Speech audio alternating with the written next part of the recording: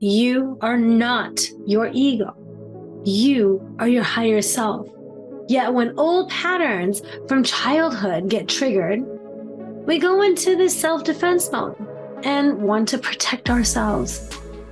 Just like when that sympathetic nervous system gets signaled and activated, and it's voluntary, involuntary, definitely not voluntary, it's involuntary. That survival mechanism, our ego, also shows a reaction as well. It's that self-defense mechanism. Remember the fight, flight, freeze. This is a part of the ego. It makes a huge difference to know that you are not your ego. And when your ego is driving, because this is the vessel that we all have, right? This is your vessel. And this vessel of yours can only have one driver at a time. Who is driving your vessel? That's something to always be curious about. Welcome to the Life is a Healing Journey podcast by yours truly, Anuschka, with a C.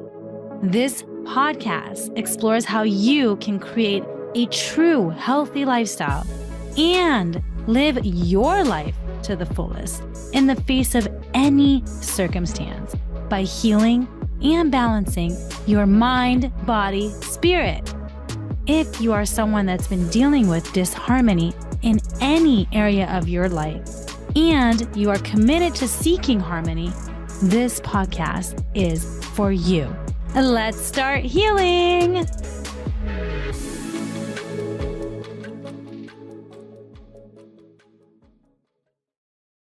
Today's podcast is focused on the mind piece of mind, body, spirit. Learning to differentiate between who you are and who you are not is a significant part of your self-discovery. Understanding the differences and dynamics between these two aspects of your being is essential for fostering personal growth, self-awareness, and of course, inner harmony.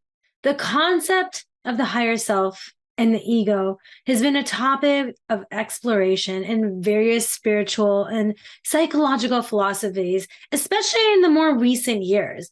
I actually didn't even know what higher self meant 6-7 years ago. I had no idea what that term even was. Of course, I had heard of the term ego, right? Because I feel like that's just part of the language that we have. And it was always in a negative way. It is essential to not just know the difference of the two. And it's also essential to balance these aspects in your life.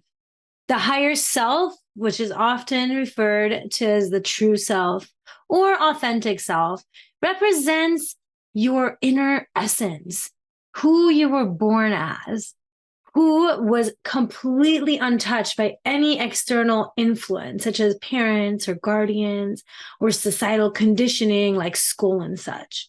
It embodies your deepest aspirations, your values, and spiritual connections. It's what truly makes you the unique you that you are. It is the source of our inner guidance and serves as a compass for our journey towards self-realization and towards our path, our soul's purpose. This is the nature of the higher self. The higher self is an extension of yourself that is a part of you and a part of source, the ultimate and infinite higher power, whatever that may be that you believe in. This energy links us to everyone and everything as well. We are all interconnected through this shared energy. It's the connection we have as we were born before all these limiting beliefs and conditioning happen in our life. In our natural state, we are our essence, and we come from love, compassion, bliss, infiniteness. And it really, truly is that intuition, wisdom, and trust that comes from this higher self. When we are connected to our higher self, we live in that present moment. We're completely present and are able to experience all of these amazing emotions that we're meant to experience, like love and the compassion and peace and all of it. We know that we are complete, infinite, limitless beings and lack nothing. We are open and available for powerful, connected experiences of ourselves, others, and of our life, this life that truly got to be grateful for. The higher self serves as a beacon of light, guiding us towards self-discovery, personal growth, and a deeper understanding of our purpose in life, that soul's purpose. We're all here for a purpose, maybe multiple more purposes, and typically it's all connected. It encourages us to align our thoughts, actions, and values with our authentic selves. When we connect with our higher self, we are more likely to experience a sense of fulfillment, that deep fulfillment, which I'm sure you've experienced at some point or another, that peace and harmony in your life. This is the nature of the higher self. Now, on the contrary, when you are not in your natural state, who you were born as, and all these that you come with, you are coming from your survival mechanism, fear, protection. You're often living a story about the past or your concerns about the future. And in the present moment, your full experience of love, joy, power, and connection is blocked. You just can't experience it. Typically, this happens when you get triggered, scared, or some story, old story that's typically a pattern in your life happens, and it sometimes seems to spiral. That happens until you heal it. And so you'll continuously live a very similar story over and over again until you awaken from it. This is when the ego takes over, though, which is what develops psychologically. So the ego develops psychologically as a result of our interactions with the external world. It is shaped by the societal norms, parental and cultural influences, and of course, our own personal experiences. The ego is concerned with self-preservation, identity, and the need for validation, recognition, wanting to feel valued or loved or whatever it is, typically from a place of insecurity. It often operates from a place of fear, separation, and self-centeredness. The ego is truly there and was developed to protect us, really, from getting hurt. So it's really there as a survival mechanism that takes over to defend us. The ego, while often perceived negatively, because that's how we always say, oh, look at that, his ego, or look at her ego took over, or whatever it is that we have in our language, it's perceived negatively, and it's considered to limit your personal growth. Also, even though it's perceived this way, that it's going to limit your personal growth, you have to also look at it as it plays a vital role in your life, in all our lives. It provides us with a sense of identity and actually helps us navigate the practical aspects of our daily existence. However, if left unchecked, the ego can lead to self-centeredness, as I mentioned, attachment to material possession and a constant need for that external validation. It's like needing to be the center of attention just to feel good about yourself.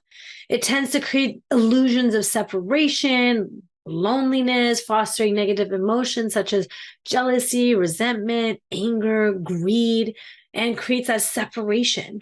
You are separate from anyone else rather than we are one. This is the nature of the ego. You are not your ego.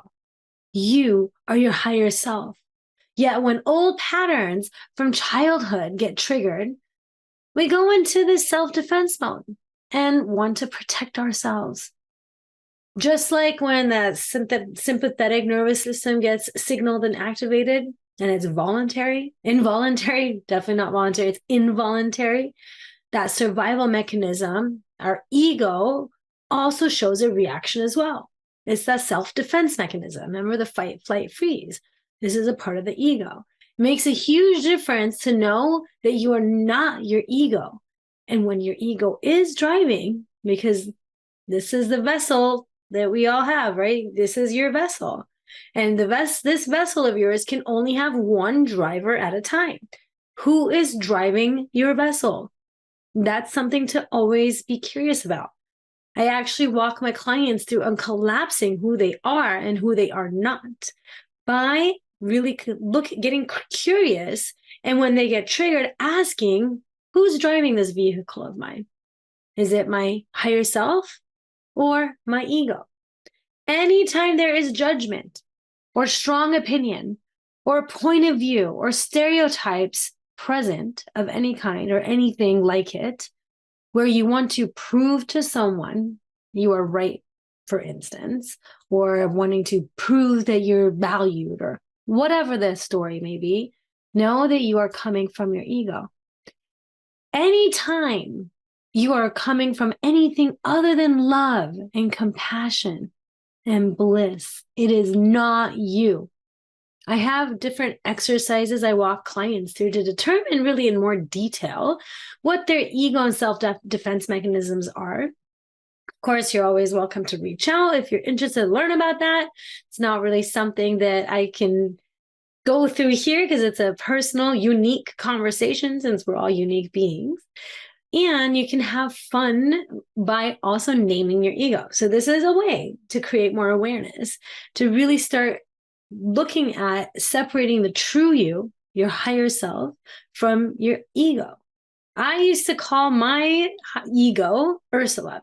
So for the longest time, Ursula was my ego. Anytime something would happen and I could just tell that something triggered me, and I just, like I've said before in past episodes, my automatic self-defense mechanism is attack, or I have outbursts or whatever that may be. And so I would go from 0 to 100 sometimes real quick. And so, of course, to me, I'm like, oh, there goes Ursula. So I had to catch that, disrupt it, right? Now, since we are always evolving and life is a healing journey, I've worked on also evolving my ego because that is possible. And now my new and evolved ego name is the Hulk, right?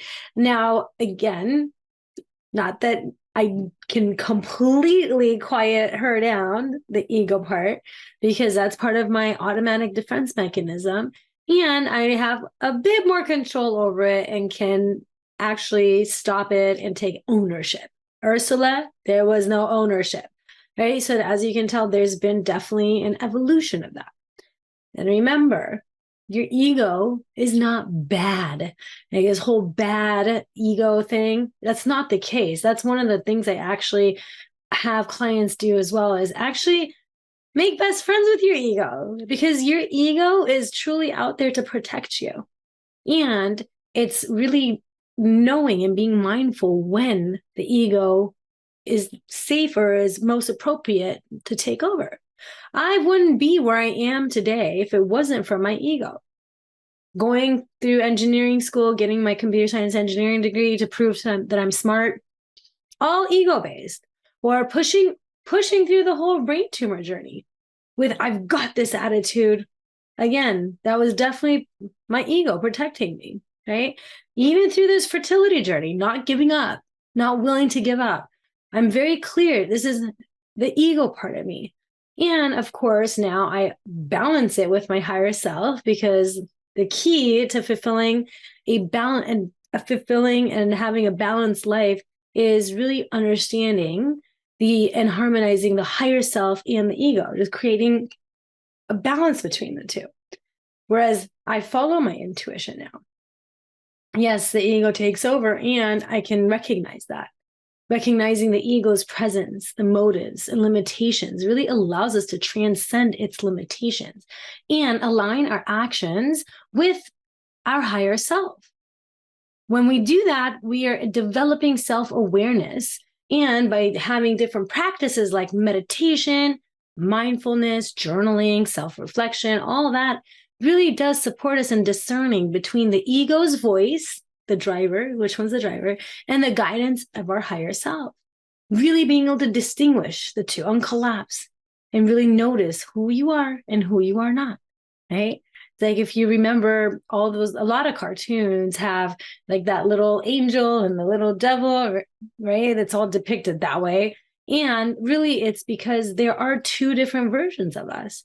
So which one are you listening to? Which one are you allowing to be the dominant driver? Once you have that awareness and create some practice areas in that, and you begin to choose your higher self, then your higher self becomes the one that's more the dominant driver. So take a look at that in your life. The higher self and the ego represent two distinct aspects of our being. Like I said, right, these two little guys, we always remember those.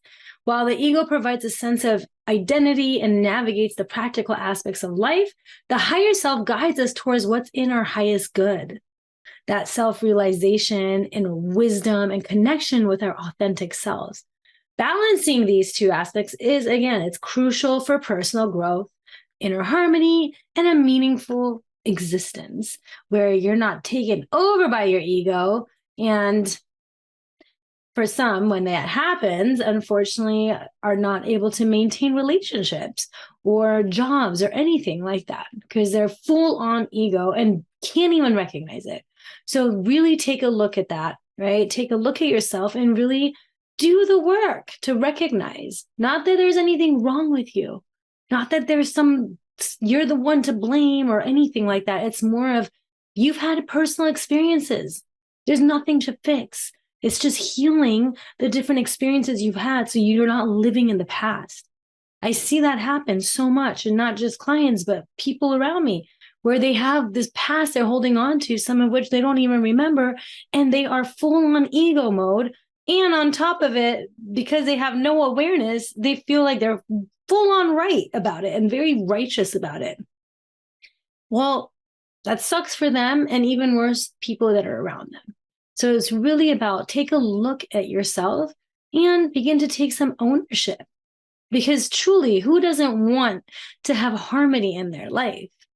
When you begin to practice and master this self-awareness and consciously align your thoughts, actions, and values with your higher self, that's when you begin to embrace a transformative journey, healing one layer at a time and changing your life for the better on a daily basis.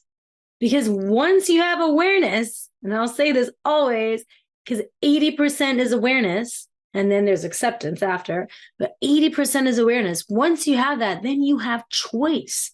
And then you can control whether to react or respond.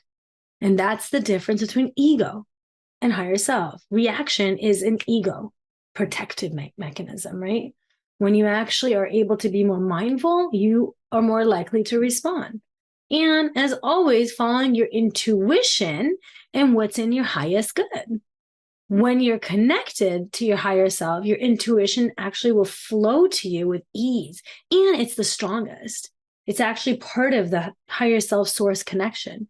Otherwise, when you're coming from your ego, all these emotions, that's usually what happens, right? We get triggered, emotions start flowing. And guess what happens? There's a cloud that covers you. The cloud is all around you.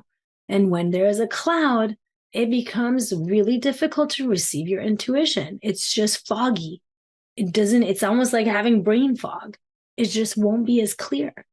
So create awareness and begin discerning between your higher self, that true authentic self, versus your ego, your false self. Really begin to see the difference, which will really allow you to live life with ease and in alignment to the point where magic seems like will happen. The ego says everything will fall into place. Only then will I feel at peace, when everything falls into place. Whereas the higher self, true self, spirit says, I find my peace within and everything else falls into place. So remember that quote and see where you're coming from. And for the practice area to integrate into your life, again, to create that awareness, name your ego. I said it earlier. I said what mine is, right? Name your ego. And every time that you do feel triggered or there's some judgment going on or you have this really strong opinion and you just are not in love, right? The love frequency, you're not feeling love. This is, I know, frequency-wise. And of course, mind, body, spirit are all connected. Whenever love is not there, it's not present, and you're feeling something other than that, just know that's not you. That's not your true self. That's your ego. Anything other than love is present, right? And you can name that ego. Give it whatever name you want. It can be anything. Maybe it's like I said, mine I like superhero and I like all the Marvel, whatever stuff or cartoons, right? So I started off with initially Ursula, and then I changed it to Hulk because I know that, again, when I get triggered, and especially if I'm hormonal, then I do tend to still have those outbursts. I used to say Ursula because it happened a lot more and completely had no control. I wouldn't take ownership of it. I would stay in my righteous self a lot more. Whereas now I have more control. Still happens because, again, it's automatic, right? Yet I am able to calm her down and recognize quickly and take responsibility quickly. So take a look and let me know. Would love to hear, what is your ego name? Subscribe to not miss the next episode. I was going to say next week, but it's no longer next week. It's every other Friday. So the next episode in 2 weeks, focus on the body. Thank you for listening to Life is a Healing Journey podcast.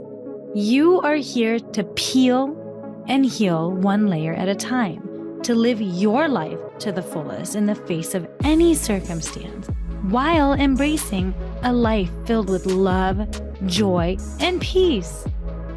If you are in disharmony in any area of your life and truly desire to be in harmony and committed to elevating your health and well-being, I'm one click away. Find me at healingwithanuschka.com. And remember, that's Anuschka with a C. And if you like what you heard, please subscribe and share this podcast with your loved ones. Get your healing on. Until next time.